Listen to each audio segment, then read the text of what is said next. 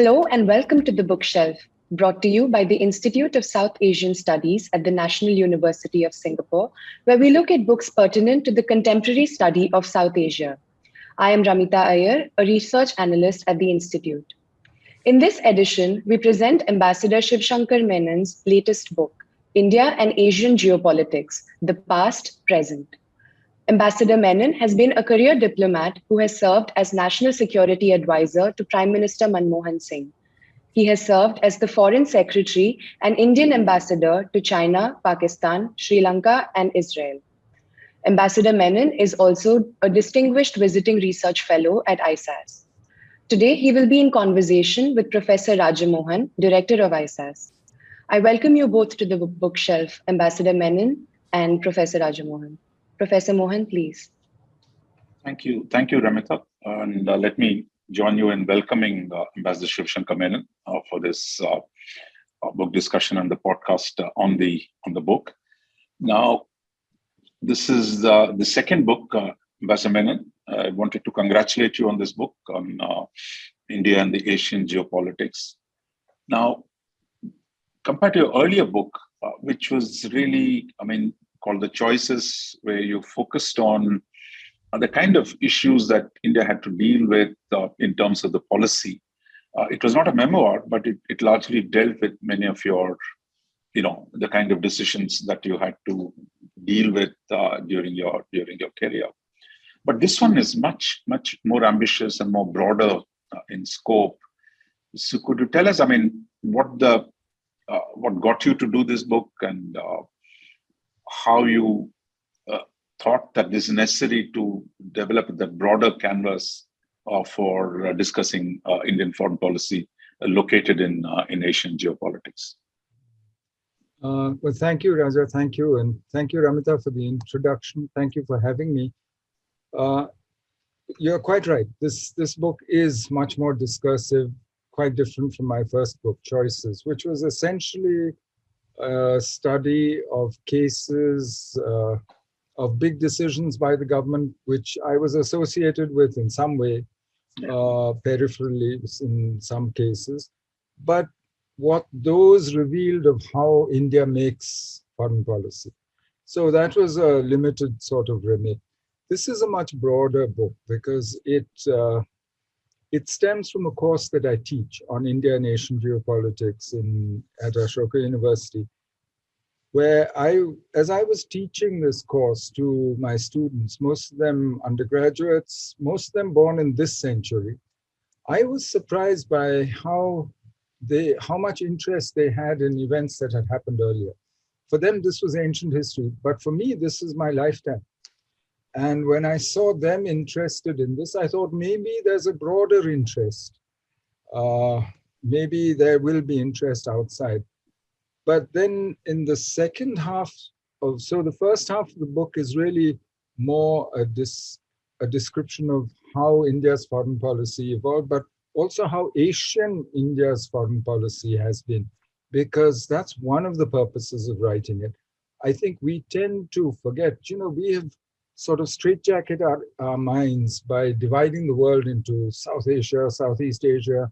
We forget how interlinked the Asian space has been through history, but certainly since India became independent in 1947. That was one purpose. The other reason why I thought it's worth making this argument is because I'm firmly convinced that India does best when it's most connected and engaged with the world.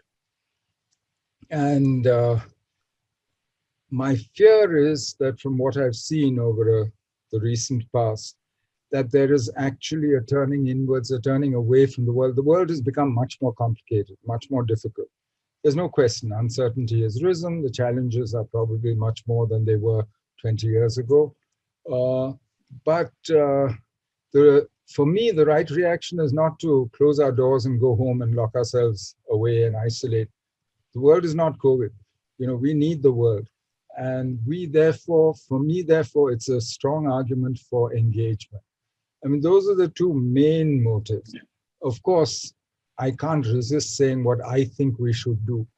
That I think, and I suppose anybody in that position, I haven't written the rest of the book, it is, I confess, a little heavy, 400 pages. But that's the basic purpose of putting this book out.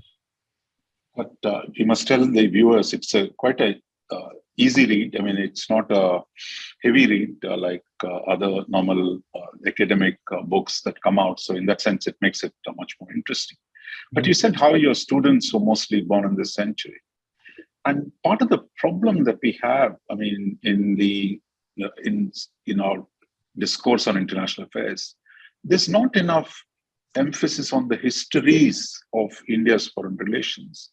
There's too much of day-to-day discourse, what's happening today, and the contestation around them, or there are specific, thematic discussion rather than the sense of evolution. I mean, I think we've not done enough. I think you think that is a lacuna that you find when you're teaching.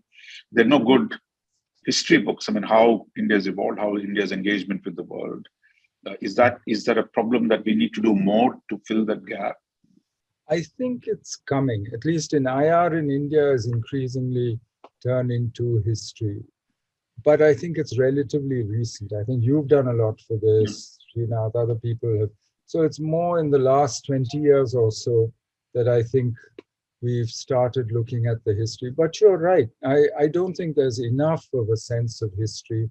I think the headlines, and especially once you reduce it all to what is it now, 280 character bits or whatever, it's it becomes very difficult to make an actual argument, to look through these things in any detail. But the reason it's called the past present is because for me, the past actually affects our present and therefore our future as well. There is no way that we can look at just one part of it. And the past is not the past, as other people have said before. Yeah. No, on the title of the book, I mean, I think you call it the geopolitics of Asia. I know that you explained that, look, you're not using the term in a more classical sense of geopolitics as it emerged at the turn of the 20th century. It's really, I mean, it's another way of calling realpolitik or power politics or the structural changes that take place. Geography is one part of it, but yet probably, I mean, there are not many books, scholarship on Indian foreign policy that actually frames it in geopolitical terms, because you have actually it was seen as a bad word in the articulation of India's foreign policy. But you've been a diplomat at the ground level, perhaps there was enough realpolitik, but in the framing of it by the leadership, it was always presented as something other than geopolitics, in a more of, shall we say, moral politic or in grander themes. But by framing it in geopolitics, that itself, I think, that compels us to think more in terms of changing power equations, shifting balances of power. Is that something you did consciously? Because it's certainly, I can't offhand recall a book which talks about the geopolitics of India or India's foreign policy. It's true. I think I try and explain how I use geopolitics and the meaning of the term. I use it in the dictionary sense, which is the common sense today of the broader drivers of policy, of national policy: geography, history, resource endowment, demography, etc. I looked for another term, frankly, but and I was toying with other ideas, but there isn't one to actually suggest exactly what you said. Geopolitics and even realpolitik got a bad reputation in India. I think there's a whole section in Nehru's Discovery of India about how dangerous power politics is and this whole idea of superpowers, geopolitics. And it was seen as somehow immoral, if not amoral, but also as leading to war, inevitably. But that was classical geopolitics, the imperial geopolitics that Mackinder and Mohan and others, Househofer maybe, wrote about. I don't think that today we need another word to describe the actual practical business of politics between nations. And I don't think there's a better word than geopolitics, the way we use it in common speech. I'm not a theoretician. I'm not trying to be an IR scholar. So I thought ultimately I settled on using the word, even though it has all these pejorative connotations, and people don't like the word. Uh, and I think actually the problem with the word is now it's become too common. I mean, people just use it almost For everything. as meaning politics. Yeah. But for me, that amoral element is important because you need to be objective. You cannot bring, your likes and dislikes, your morality into what states do today. And I think we need to, therefore, when we look at India in Asia and India and Asia, I think we need to actually establish a certain distance. And geopolitics, to me, therefore, is a useful lens, as a descriptive lens. But it's not very good as a prescriptive lens, as telling you where life is going, or even in telling you what to do. No, but at least it gives you a clear-eyed view of where we are. And that's the sense in which I used it. One, reason perhaps, I mean, you're a student of history. One reason why realpolitik or even geopolitics was seen as, pejorative terms in India was really because our founding fathers came of age in the interwar period, when they were really responding to a world that was collapsing, the sense of order, the sense of progress. I mean, the dramatic developments of the interwar period really generated all forms of idealism, forms of mysticism, you name it. I mean, any look at the interwar literature. And for India, which was beginning to terms with itself as a new nation, as an old civilization, but as a new nation, and dealing with the world, so it was perhaps natural. And it is also not very different, like all the revolutionary regimes, for example, Bolshevik Russia or Communist China, Islamic Iran, often frame their worldview in terms of this sweeping idealist terms. But after independence, I mean, the nasty, brutish world begins to impinge on you.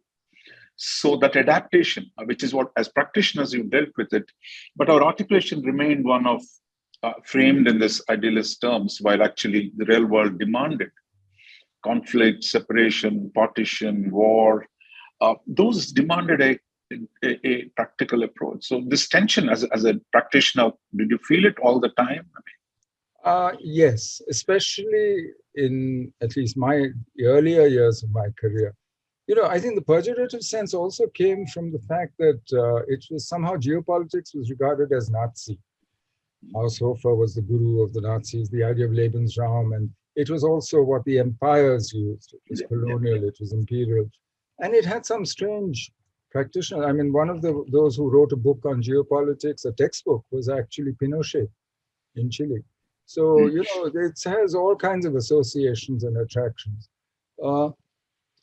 My own sense is that most states, and certainly in our case, the less your capability to actually shape the international system, the less power you have, the more you rely on norms, on morality, on the softer aspects, let's say. And therefore, I think it's natural that in the early stages, we expressed our foreign policy in very high moral terms and took the moral ground and actually did take moral stances. I think when you look at our struggle against apartheid, against, not just racism, but decolonization to some, and these were in our interest, but they were also moral. I think as capability grows, as you got more engaged with the world, more involved, I think then the balance starts shifting a little bit. And the tension, so by the time I started my career in the early 70s, the tension becomes apparent, and I think we resolve it. Today, we've gone to the other extreme, unfortunately. In fact, you'll see at the end of the book, you would have noticed, I think we've gone to claiming to be pure realists when we don't have enough power to actually be pure realists. We need an international order, we need international rules, we need international cooperation if we are to achieve our goals of transforming India. So I think maybe partly I would like to bring the balance back a little bit we do need order. We do need rules, international rules. We do need international norms, and we need to work on these things the way we did in the 50s and 60s. We were very active then after the drafting of the Universal Declaration of Human Rights, all the human rights covenants, for instance. All this, we took a very active part because we saw it as being in our interests, not just because of some high moral principle, but and I still think that there is a large common ground between the morally right thing to do and the things that our interest demands we do. In fact, I remember when I began to study international affairs in the early 70s again, when India signed the treaty with the Soviet Union, a friendship treaty, that the big debate in India, my own school, the School of International Studies, was that, look, about, is this non-alignment? Have we departed from non-alignment? Is this I remember the 77 elections where the opposition Janata Party said, look, Indira Gandhi departed from non-alignment and we're going to do genuine non-alignment as opposed to tilted pro-Soviet non-alignment. So that tension, even today, I think, for all the sense of new realism, but still always talk about abolition of all nuclear weapons while we don't give up our nuclear weapons. So I think as your power grows, I think that balance everyone has to find, because you can't simply say, I'm just doing it for interest. Everyone has to package their national interests in some measure of universal interests and universal terms. I think you're right. And I think today, actually, we are, it's not only us finding the balance. Frankly, the situation around us is changing so fast. You look at how quickly the balance of power is shifting. It's almost every day. In that situation, it's hard to say, okay, we found equilibrium and this is it. We're going to do this forever now. I don't think we're anywhere near that yet. I want to come back to a point you made right in the beginning. It's about being connected to the world, that India prospered when it was connected to the world. And for example, in the Buddhist age, where India was really an outward-oriented, traveled through Inner Asia, traveled through the seas to reach out to a very large part of the world. But then you had a period when India shut itself down voluntarily of cutting off your engagement with the international system in some senses. And then again, by the time you have the later period under the colonial tutelage, of course, that you reconnect with the world. But the choices that, while you talk about India's expansive foreign policy in the 50s and 60s, that it also shows an economic path that actively, deliberately dissociated from the integration that it already had. You can call it, colonial connection, but nevertheless, Indian rupee, Indian markets, Indian footprint. But I'm not criticizing that as a choice, but the choice had consequences, right? So on the one hand, you were never been as internationalist in your political orientation, but you steadily actually withdrew from the global economic activity in a significant way till the second phase when you talk about late 80s, early 90s. So we really, the third phase, that we really cut ourselves off in a completely. So that tension is another one where a sweeping political activism, while economically we say we turn inward.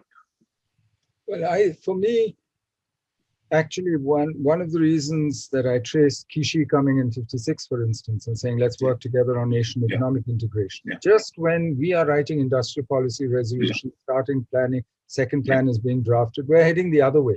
We're heading towards autarky, import substitution rather than... Poverty Congress. Missing, for instance, the second wave, which was when in the late 70s, 80s, Japan started building global supply and value chains through and came to us, went to Southeast Asia and started this integration, which ended up creating all these dragon economies, the little dragons, Okita's flying geese pattern.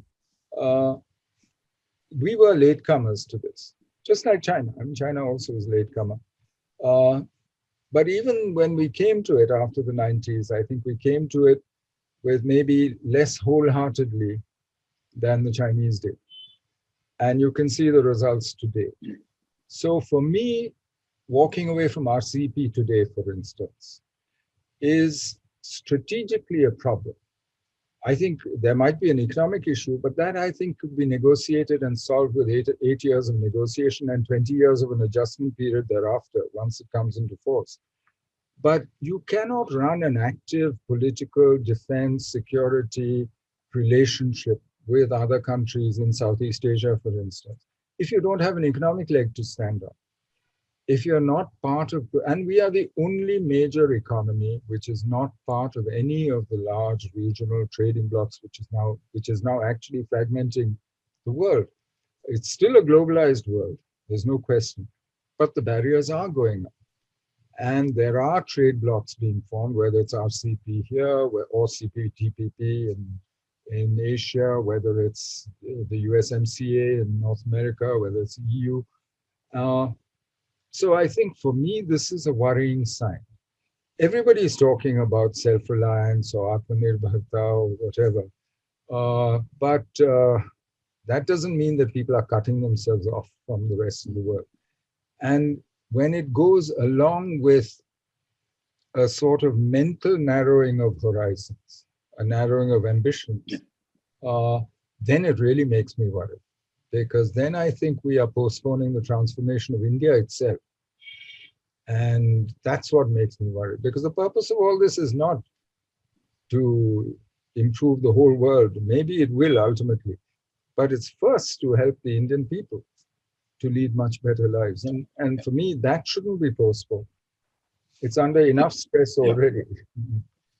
It's quite interesting. I mean, how much Biden is changing the American foreign policy in a far more purposeful way than Trump, of actually, some sense of, emphasizing American middle class. On the other hand, you have China, dual circulation. It's actually, it was already in some ways trying to develop an autonomy. So, but at the same time, it is still the world's leading exporter. So it's that balance, striking that balance that while you need domestic capabilities, while at the same time being connected. So that I think is going to be a real policy challenge.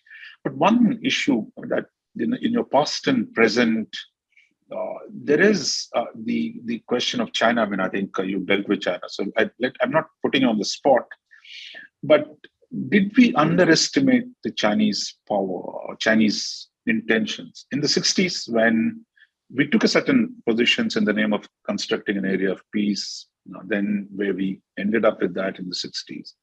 And in the 90s again, I mean, this idea that we can work with China and that our problem was really with the US. And we're going to be China as a partner along with Russia. And therefore, we need to follow a certain path. So is that a second time that we again underestimated? And today, your principal problem is the gap between India's power and the China's power. So. I don't think we underestimated China. In fact, I think we were one of the first to see the shifts in China's behavior, especially after 2008. But frankly, other people were not ready to see it yet. I mean, the US, immediately after 2008, they actually saw the cooperation that they had with China in keeping the dollar where it was and in keeping their economy going. They coordinated every day. If you look at what Paulson was doing as Treasury Secretary, they saw that as actually China now becoming a responsible stakeholder in the Western order and system, their system. We said, look at the consequences, look where it's going, look at South China Sea, look at what's happening. And we started responding to the growth in Chinese power relatively early. If you look at the infrastructure that is now being objected to, these roads, the advanced landing grounds, all this was, the road started in 2004. The two mountain divisions raised 2010, Mountain Strike Corps 2013, advanced landing grounds started coming online in 2012 onwards. So a lot of this, we saw what was happening. We saw the shift in Chinese behavior as well.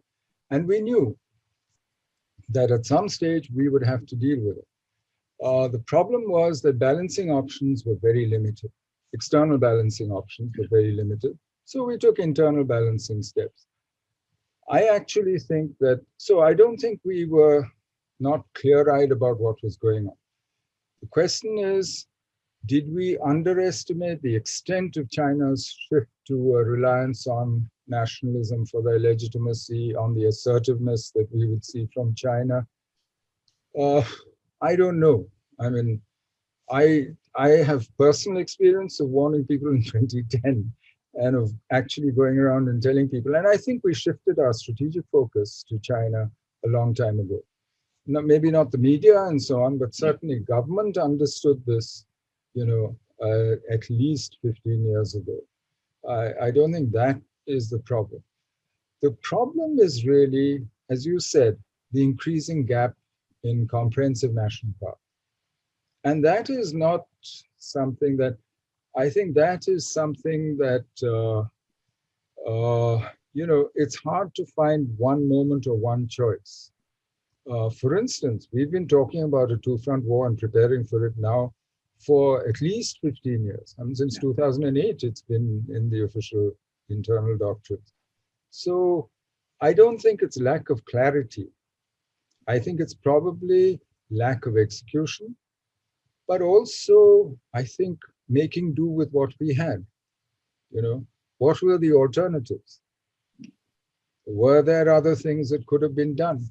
Maybe, maybe not, but that's not a discussion that we've ever had. Since we are now at the stage, we're in crisis with China. We have a problem on the border, but we're also at a stage where people are saying, what problem? There's no problem. We haven't lost anything. Everything's fine. In which case, I wonder what we're discussing. But in any case, if that's your attitude, you will never actually look objectively at your own past and learn. So I think we still have a little while before we do the exercise that you are suggesting, that is implicit in your question. Yeah, I mean, if you go back again, your past and present are parallel. I mean, I think if you go to the 60s, the US came to our support when our China relationship broke down. Then within a short while, China and US were normalizing. At the same time, China and Russia were falling apart, although both were communist. So that dramatic shift, I mean, your book, your chapter on the past, talks about that shift. But today we're having something similar, right? I think, which is again the nature of the relationship between US and China, China and the US, China and Russia. I mean, everything is being, put in a churn. So what lessons do you draw from the past? I mean, in terms of, look, how we adapted, like at one point we looked like we were getting closer to the US, but then we moved closer to the Soviet Union, all within a period of, and then the internal politics, actually, the leftward turn of the Congress made it even more necessary. And then in the 80s, again, there is a recalibration. So today, given where the global great power relations are going, are we doing the right thing in terms of how we balance it, or have we been too cautious, or are we being too reckless? Well, I'm not privy to what we are actually discussing with these significant partners, with the US, with Russia, with even with China. I mean, I don't. Yeah. So I just look at the tea leaves and look from the outside. I think we've obviously moved in response to what we see as a changing situation. We have obviously strengthened our links with the US. But with China, I think we're still in the process of in fact, we're probably not even at the beginning of a very complicated and long negotiation to find a new equilibrium in the relationship, where we both understand where we are. I think Russia, is swinging, but not quite certain how far she wants to go. But Russia's options, I think she sees them as being limited in today's situation, thanks to Western pressure. And there are things about US-Western policy, which frankly, I don't understand. I think US-Russia policy, US-Iran policy is, one can only say that it has to be ideological or there's psychological reasons behind this. I have no political way of explaining it. And certainly the geopolitical assumption of purely rational, interest-driven actors doesn't explain what we're seeing. So here you get into a more complicated sort of situation. Yeah. But you're right, the pace of change is incredible. And therefore, we have to do three things, I think, which are essential. One is we have to be ready to change too as quickly. Secondly, we should concentrate on what is much closer to home, which we can actually deal with the subcontinent, with the Indian Ocean region, Southeast Asia. These are areas where we have opportunities, where we have potential partners who, and many people who share our interests and concerns. So we need to work with them. But thirdly, I think we have to also realize that this is a time where our own material power is critical. Because things are so fluid, because other relationships, you can't count on external balancing to the extent you might have earlier. So therefore, I think it's critical that we undertake the internal changes and the reforms. Some of the military reforms and so on are going on. But I don't think we have looked at our doctrines and our thinking in quite so fundamental a way. I mean, we might be fixing things like jointness and theater commands and so on, but I think we also need to look at the other issues. And there's a host of new issues. A prolonged confrontation with China on the line of actual control. We've seen what it did last time. Last time it gave you politicized generals. You saw it in between 59 and 62. So it affects civil military relations in India when you get into those kinds of situations. We need to be aware of all these other aspects and start worrying about these rather than. So we have enough to do at home, in our immediate neighborhood, and in our thinking. I think that's very important. Just one other theme, I mean, which runs through India's, say, last 100 years of India's international engagement, which is really the idea of Asian unity, or that there is something coherent Asia, going back to Tagore. Then you have the Asian Relations Conference in 46, then the Bandung Conference. But this idea, I mean, again, it comes back, when we and China normalized again, that idea came back in the late 80s. But each time we think we are getting there, actually, the internal fragmentation of Asia is actually pretty deep, as we found repeatedly. That it's interesting, even India and China could not collaborate against the Japanese or the British. We fought separate imperial powers in the Second World War. We then, one side, they said they were Soviet Union's brothers. We were away. Then today they complain about India being too close to Americans. They were closer to the Americans than we have ever been.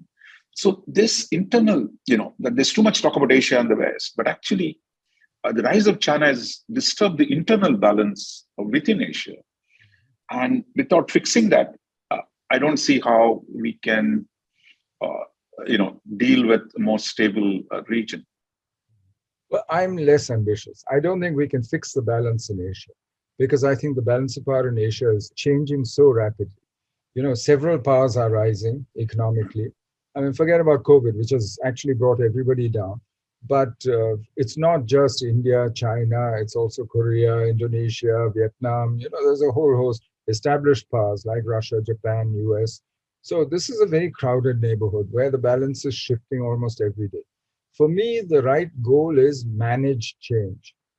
If you can make sure that it doesn't erupt into conflict, that's in itself is a big achievement. We have enough crises going, frankly. We have our border, we have Taiwan, we have, East China Sea, Senkaku Diaoyu, we have South China Sea, you name it, there's enough hotspots, flashpoints, crises around. And I think the important thing to do is to make sure that nobody thinks that, now the balance has shifted in my favor and now it's my chance to try and change things, and then provokes or precipitates conflict, because that will affect all our prosperity. So for me, right now, crisis management and managing change is what we should be doing, rather than trying big solutions or grand efforts, Pan-Asianism. Yes, every once in a while you hear echoes of it. You hear Xi Jinping talking about Asia for the Asians at Sika, and it's a wonderful sentiment. But I don't think any practical politician today actually thinks this is likely or real. And in any case, I think China is now, at least in economic terms, a global power. And I think her ambitions also are more than just Asia. And for the rest of Asia, I think it's a question of managing this change. So I think that's what we should be concentrating on. And there are ways of doing it. I mean, you know my mantra, issue-based coalitions of the willing and able. And the book, I think, says clearly what I think we should be doing. One last question before we conclude with in terms of the challenges ahead, which is really, you talk about India as both as a maritime and a continental power, or at least with interest. It may not be a power yet in that sense. But if you look at Indian articulation, there was never a sense of a Eurasia. I think we saw Europe as part of the West, and there was Asia versus Europe. We didn't think of the Eurasian landmass or Inner Asia. There were a whole lot of terms, right? Central Asia, Inner Asia. Though I know MEA has a division called Eurasia, it's really the old Soviet space. But we didn't think of the interconnections between Europe and Asia. That was what the original Silk Road was about. That is what today the Russia, which is a Eurasian power, on both sides. And China today expanded its influence into Europe, building railway lines. So Chinese have transcended that, notion of Asia alone, but thinking of Eurasia. But though we sit in the SCO, we talk about Eurasia once in a while, our own geopolitical evolution really doesn't think of that space as a coherent single space.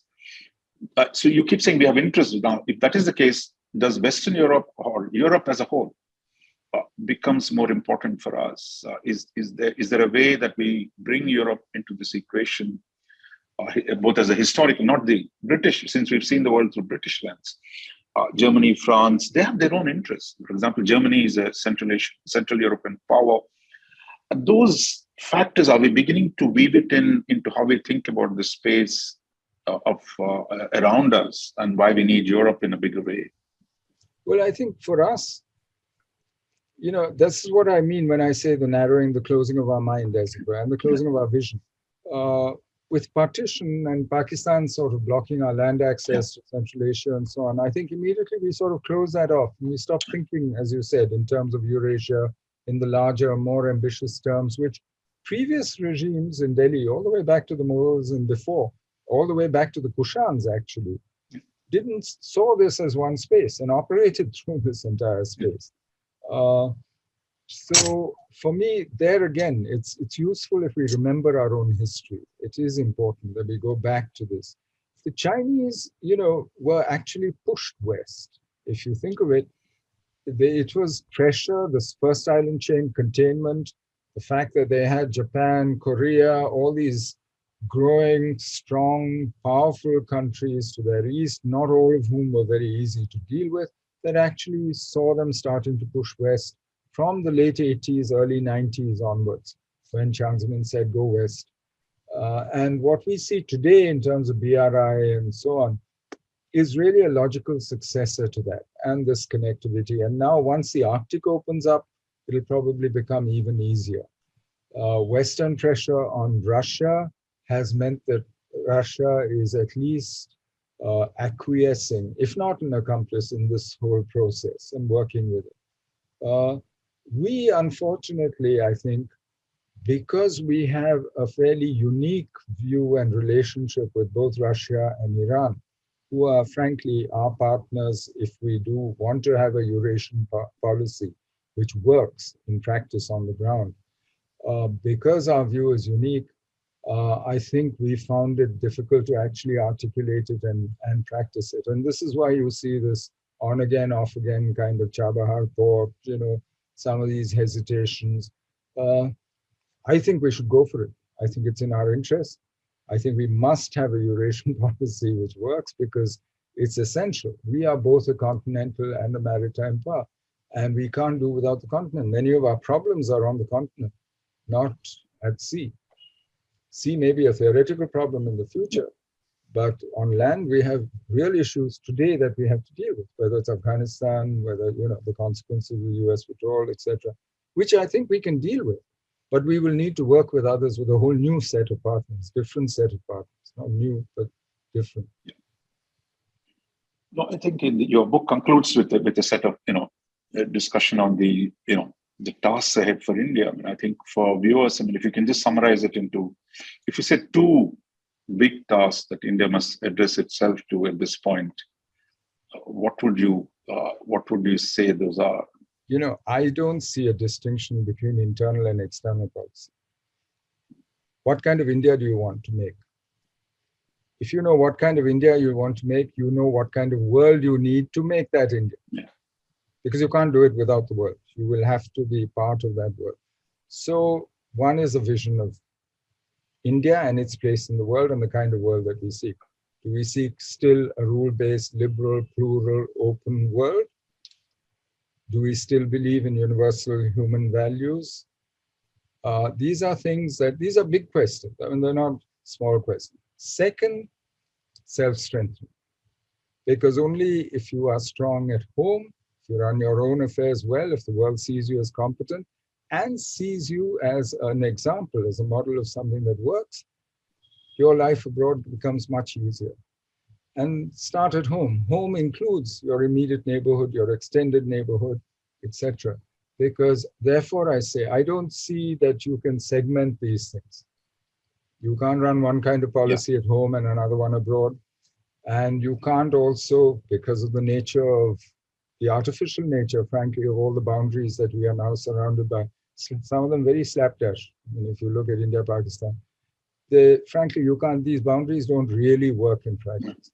So for me, it's therefore, you have to be logical and coherent and have a clear vision of where we're going. So is there your two books in a short period? So is there a next book in the making? I don't know. I don't know. I mean, I have some ideas, but I'll see. You know, these things, I mean, it's serendipity. I'm not sure what's going to finally come up. Wonderful. Ambassador Shivshankar Menon, thank you. Thank you for joining us in this discussion with us. Thank you, Raja. Thank you very much. Really enjoyed that. Thanks.